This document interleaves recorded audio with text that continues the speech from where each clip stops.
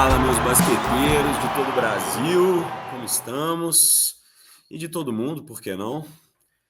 Meu nome é Otávio Rangel, estou aqui com meu companheiro Davi Gomes. A gente vai falar aqui um pouquinho dos playoffs do NBB 2025. E aí, Davi, tudo certo? Tudo bem, Otávio. Um prazer estar aqui nesse primeiro episódio para falar sobre o bom NBB, né? A gente vai trazer aqui fatos e estatísticas e características do bom NBB para não ficar falando aí que não vale a pena, que não sei o quê. Não, vale a pena, é legal. Basquete nacional é muito legal, né? Principalmente quando dá para ir ao vivo, né? Dá para ir no ginásio. É massa demais, é uma experiência muito bacana. Então vamos lá, vou citar aqui os que já começaram. A gente tem Flamengo, já venceu a primeira do Caxias, o Vasco venceu a primeira do São José, o Pinheiros venceu a primeira da Unifacisa e o Paulistano venceu a primeira do Bauru. O top 4, eu acho que são três times que chegam sempre muito forte, né? E aí o quarto varia muito, porque todo ano é sempre Franca, Flamengo e Minas, que são os times que têm mais dinheiro, têm os melhores jogadores da liga, então os times formados há mais tempo, né? Jogam há mais tempo jogadores. Os outros ali variam, aí vem o São Paulo, esse ano o Brasília veio forte. Quando a gente passa confronto por confronto, o Brasília tem um dado que é muito interessante, que eu vou trazer daqui a pouco. O próprio Bauru que terminou na parte de cima da tabela, que era coisa que não vinha nos últimos anos, assim. Então, um NBB que desse ano eu vejo mais equilibrado.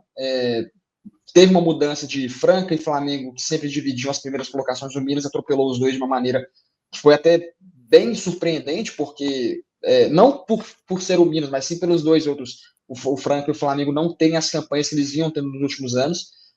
Apesar do Flamengo ter ganhado a Super 8 contra o Minas na casa do Minas, ter ganhado a BCLA passando pelo Franca na semifinal. Mas eu acho que esses três, e aí você pode colocar no mesmo bolo, porque se puxar na classificação, Minas, Franca e Flamengo tiveram um aproveitamento muito alto, o restante ficou num bolo muito grande. Tanto é que chegou nas últimas rodadas, penúltima e última rodada, um time que está na baixo podia subir e vice-versa. Então, colocando esses três, mais um Brasília, um Bauru, um Vasco que joga em casa, sempre muito difícil, eu acho que seriam esses os principais times. Ah, massa. Bom, você vê o Flamengo como o principal favorito hoje, pelo menos aí ao NBB? O Flamengo é um candidato forte, claro, mas pelo chaveamento vai ter que passar por Franca na semifinal, se der tudo certo, e contra o Minas na final. E nesse ano o Flamengo não tem a vantagem do mando, né? Então, se ele pegar.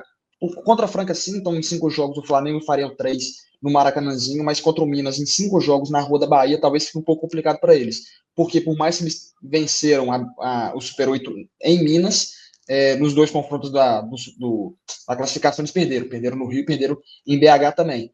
Sem dúvida, é um time que vai brigar muito forte, vai chegar muito forte numa suposta final contra Minas ou contra quem que seja, porque vai ter que passar pelo Franca se esse confronto acontecer. E os jogadores nem se falam, eles conseguiram montar um time muito forte, continuou um time muito forte, apesar da perda do Gustavinho, que foi o campeão do Super 8, logo depois disso eles trocaram. Mas assim, com o Alexei, com o Shaq Johnson, com o Juan que veio para completar, contrataram o Jordan Williams, que é um americano que mata muita bola, né? É um time que briga muito, é um time que é muito raçudo, que não entrega jogo fácil, assim como todos os outros que lá a parte de cima, mas eu não consigo colocar eles como principal candidato ao título por conta de Franca e Minas que vem logo atrás. O Juan veio no meio do campeonato também, tem sendo um grande diferencial. Juan que já jogou no Cerrado e tá aí pegando muito rebote, sendo uma arma defensiva também. O Juan ele meio que atropelou, porque contratar o Taja Galizzi, que era o pivô da seleção argentina para o começo da temporada, todo mundo achou que realmente foi uma contratação muito boa, mas o Juan chegou e atropelou ele, né? Então, assim, eles conseguiram melhorar ainda mais. Um garrafão que já era muito forte, já tem do banco vem o Jonathan Luz, que apesar da idade, é o maior vencedor do Super 8, é o maior vencedor de NBB, então é um cara que entrega muito em questão de experiência. Vindo do banco também, você pega lá o Caio, pega o Gui Deodato, que era titular, e aí veio pro banco, aí vindo da segunda unidade, é um cara fortíssimo. O Franco Balbi, que era titular, e o Alexei passou por cima dele também, mas aí vem do banco. Assim, poucos times têm um elenco igual o Flamengo tem. Então, assim, você pode colocar a rotação do Flamengo ali com 8, 9 jogadores, para perder qualidade tem que ser uma troca muito absurda, porque senão vai ser muito difícil bater eles. Cheio de ex-minas, né, no Flamengo. É, Eles montaram esquadrão, né? O Minas campeão do Super 8 em 2022 tinha Alexei, Guideodato e Shaq Johnson. Os caras pegaram os três e ganharam o Super 8 também. Então, acho que talvez essa seja a fórmula para eles. O Minas deveria fazer o contrário, né? Chegar lá e pegar uns caras que jogavam no Flamengo, no Franco, para montar esse time. O time dessa temporada não é isso. Tem, no Minas, o Rafa Mineiro, mas o Pois é, Flamengo é. vamos falar do Minas. Vamos falar do Vamos. Minas, que eu tô doido para falar do Minas. Você acha que o Minas é o mesmo depois da saída do Monteiro? Que, assim, no início estava uma impressão que o time estava muito acima, né? Até dos outros, em termos Uhum. de coletividade, muitas vezes até na defesa mesmo. Assim, não que a gente não tenha visto esse filme antes, mas a coisa meio que desandou, o Monteiro saiu, tiveram Uhum. algumas lesões, né? O Baralho ficou fora um tempo. O Como que você Minas, vê o o Minas aí, Minas, cara? ele foi até surpreendente, dá para colocar assim, o Minas ter conseguido manter a primeira colocação por conta de tudo isso. O Monteiro, em listas assim para MVP da temporada, ele era o único do Minas que aparecia. Começou muito bem, assim, era um cara que pouco se vê na liga, um cara alto, que sabia arremessar, que sabia defender, que sabia fazer tudo, né, muito bem. E aí, por problemas, o Minas ele vem sofrendo com isso, já não é o primeiro cara que vem jogar aqui no Minas e sai no meio da temporada, já teve outros casos. E aí, o Minas, o Léo Costa teve que se reinventar, o Arengo, que era opção de banco, virou titular, e o Arengo virou o Laprovítolo, aparentemente, né? Porque ele tá matando todas as bolas possíveis, tá jogando muito, vindo do.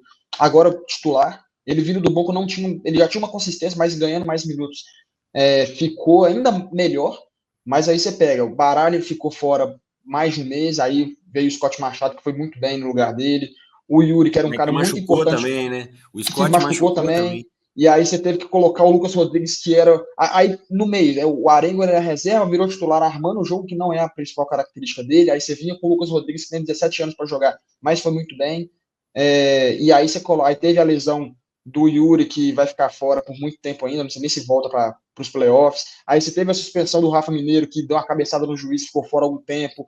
Aí, então, assim, o Minas ele lidou com muitos problemas ao longo da temporada, que não é algo exclusivo dessa temporada, nas outras temporadas acontecia isso também, mas menos. Mas dessa temporada, perder ali seu principal jogador, que era o Baralho, perder o Monteiro, que era uma arma secreta muito forte do Minas por muito tempo, e se tem outros jogadores que não se encaixavam, aí os caras tiveram que crescer na marra, né? Então o Jeremy Howell virou o titular, porque ele cresceu muito com a suspensão do Mineiro, que ficou fora, o Paranhos manteve o ritmo dele, o Fusaro, uma sequência inacreditável de excelência mesmo, de marcar muito bem, de defender muito bem, de marcar muito bem, atacar muito bem.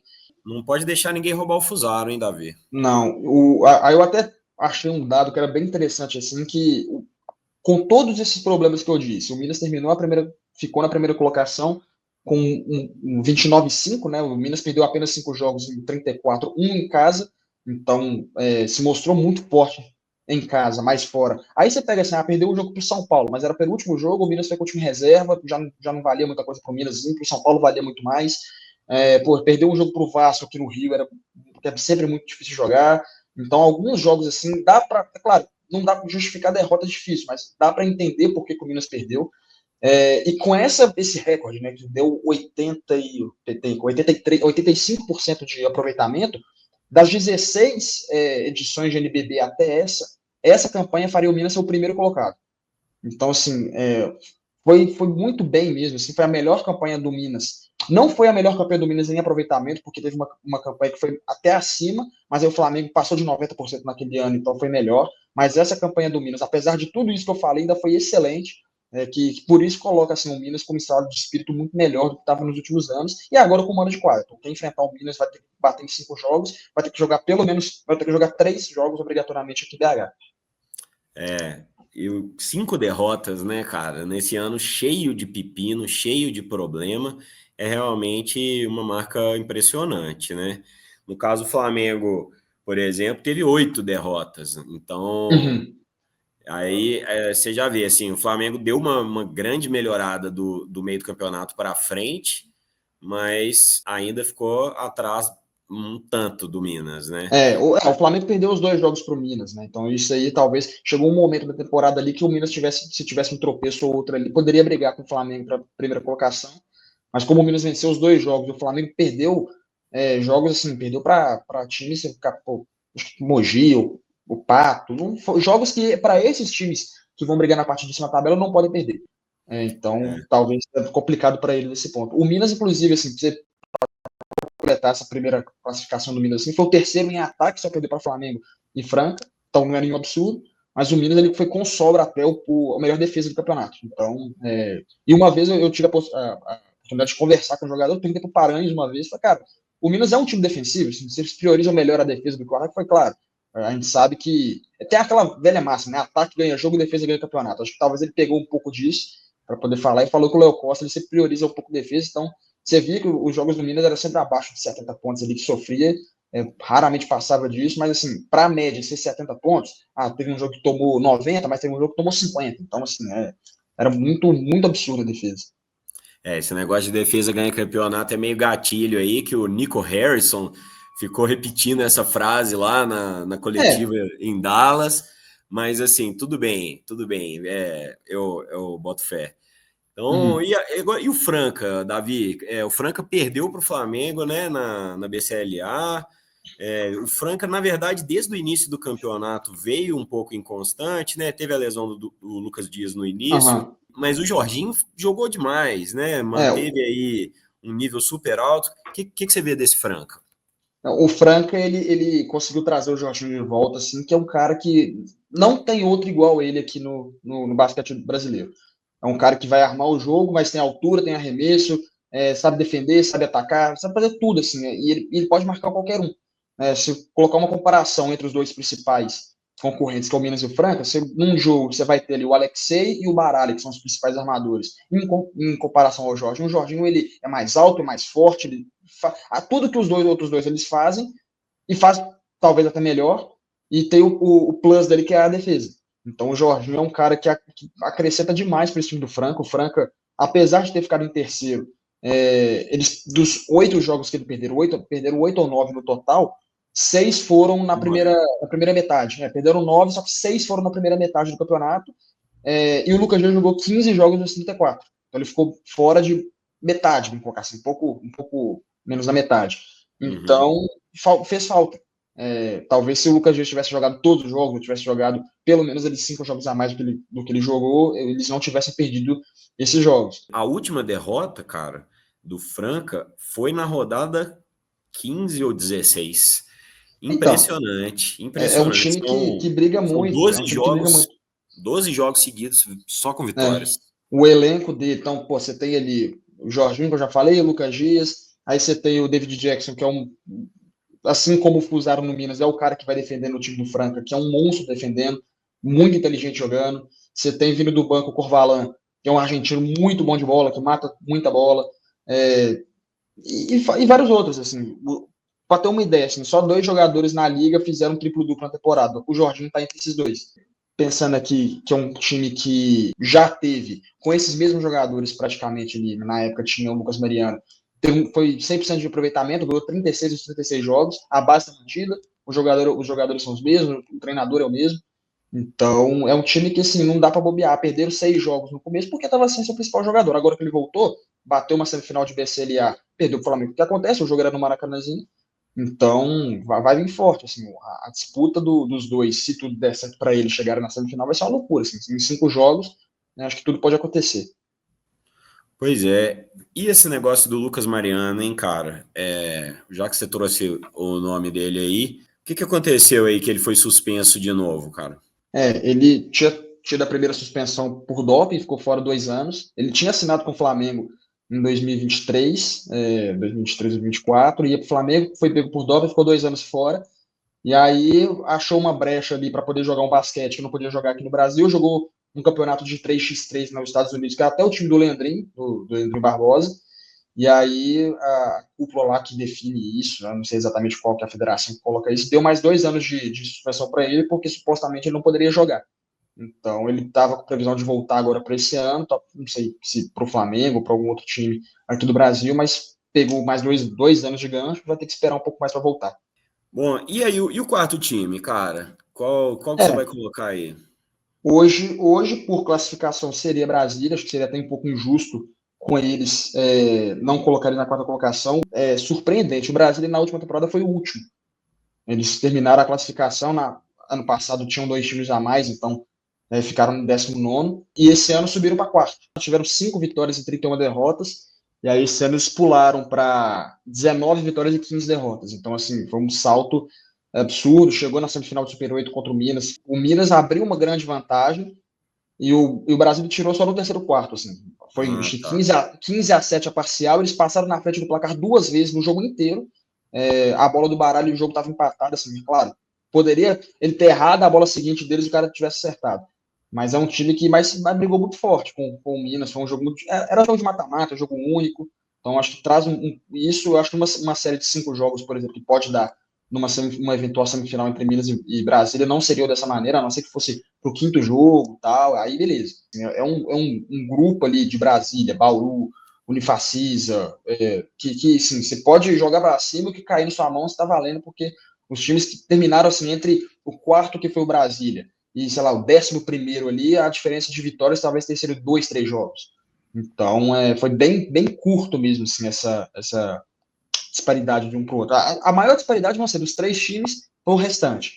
Mas os times do bolo assim, vão sempre disputar ponto a ponto para poder ver quem fica na frente e ter um mano de quadro.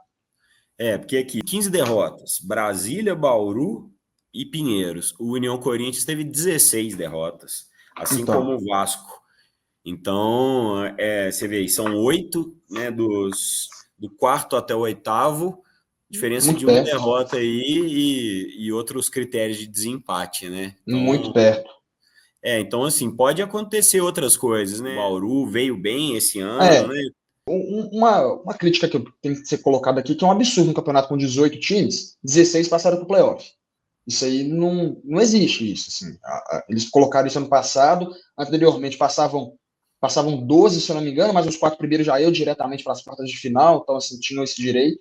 Mas você colocar o Minas passou em primeiro, vai pegar o Mogi, que é o 16º, assim, até um pouco de covardia, né? Assim, dá a oportunidade do Mogi disputar um playoff e tal, mas colocar isso assim, então, o confronto Minas, Flamengo e Franca, nesses confrontos, não, o Flamengo contra o Caxias, que já teve o primeiro jogo, o Flamengo quase dobrou a pontuação do Caxias, e o Franca contra o Pato é muito complicado. Agora, o restante, você vai colocar assim, que o Bauru, que foi o 5º, perdeu o primeiro jogo da série contra o Paulistano, que foi o 12º. Então, dá esse. E como você falou, assim, que o número de vitórias e derrotas foi quase igual, fica um pouco mais equilibrado. A zebra parece que é mais difícil acontecer nessa parte de cima da tabela. Mas entre ali Pinheiros e União Corinthians e até o Vasco, né, que também já venceu a primeira, são times que estão na briga, né? O Pinheiros veio relativamente bem também durante o campeonato todo, né? Teve o Raulzinho ali, aquela passagem meteórica muito breve. O que você acha aí? Você acha que o Pinheiros tem alguma chance? O Pinheiros, o primeiro confronto deles contra o Unifacisa foi assim, um passeio, foi 68-50. Então, assim, eu acho que nesse primeiro confronto deles agora não vai ter muito problema, porque o Unifacisa perdeu grandes jogadores que tinham na temporada passada, não tem a força que tinha anteriormente, mas eles podem chegar. O problema é que na sequência, caso eles passem do Unifacisa, eles pegam a Franca. Então, assim, para esses times, o teto sempre vai ser as quartas de final, porque vai ser muito complicado, assim, de colocar. É um time jovem, é um time que tem ali, tem o Renan, tem o Sloan, que foi um dos maiores pontuadores, tem o Jimmy, tem esses caras que podem entregar um jogo ou outro, assim, não vai ser um vareio que eles vão tomar, não vai. Mas, assim, vai perder jogando, cai atirando, como dizem, porque para um time novo desse, sim, talvez uma temporada dessa não seja aqueles que esperam chegar mais longe, mas na temporada que vem ou na outra, que vai ter um time mais cascudo, pro Pinheiros, que tem um projeto muito legal, pode ser que chegue. E aí você pega outros times assim, onde Facisa, como eu disse, não tem essa força toda, porque perdeu o Valan, perdeu o André, perdeu outros jogadores que fazem uma diferença. Você tem ali no Bauru, contra o Paulista, no Bauru perdeu, mas o Bauru tem o Bright, que é talvez o principal candidato a MVP da liga, que é o maior pontuador, quem mais roubou bola durante a temporada. Tem o Alex Garcia, que por mais que ele tenha 45 anos, não dá para tirar ele da briga para Ainda nada. joga. Ainda joga. Então, assim, é um time. São confrontos que, nessas oitavas de final, vão ter ali algumas situações que você vai olhar e falar, cara, vai ser interessante, deixa eu parar para ver esse jogo. Né, Franca tá pegando o Pato. O Pato tem o Nate Barnes, que na temporada meteu 52 pontos. E é o atual vencedor do torneio de 3 pontos do Jogo das Estrelas. Então, assim, e é difícil jogar empate, não é fácil, não é bobeirinho você chegar lá e ganhar deles. Então, você tem uns confrontos assim que vão dar, vão ser interessantes, outros, assim, pô, o Minas pegar o Mogi, o Flamengo no Caxias e tal, talvez realmente seja um passeio, né? Mas outros vão ser, não vai ser 3-0, mas vai ser ali um 3-1, 3-2, que vai ser legal de acompanhar. Vai ser massa mesmo. Algo a acrescentar? Destacar a evolução, igual eu falei do Brasília, que pulou de último para quarto, o União Corinthians pulou de 14º para sétimo. Veio um projeto muito forte esse ano também. Vai pegar o Corinthians. Esse confronto é bom, União Corinthians e Corinthians. O Corinthians com o Elinho, que dispensa comentários, o União Corinthians que trouxe vários jogadores assim, trouxe o Dikembe, que era um pivô na época de Pinheiros, e agora está no União Corinthians, que é um dos maiores reboteiros da liga e tal. E O a maior Corinthians média de público do campeonato, né? O União do União Corinthians. Corinthians. Então, assim, é um time que, claro, passando, vai pegar um Flamengo, talvez. Então, assim, o teto deles é esse, mas é um time que vai destacar essa evolução. Mas você pega, assim, essa discrepância tão grande, que você pega o plus-minus da equipe, o Minas, ele terminou com 11,3. Então, 11,3 pontos a mais que seus adversários. Flamengo e Franca foi 9,79. O quarto colocado foi o Pinheiros, que foi 2,6. Então, assim, pulou de 11 para 9 para 2, e o Brasil, que foi o quarto, foi só 0,8. Então, assim, você vê que o campeonato é diferente, são diferentes campeonatos. Você tem os três brigando para ser o primeiro colocado, e depois todo mundo no mesmo bolo para ver quem vai ficar em quinto, sexto, sétimo, oitavo, nono, décimo, e por aí vai.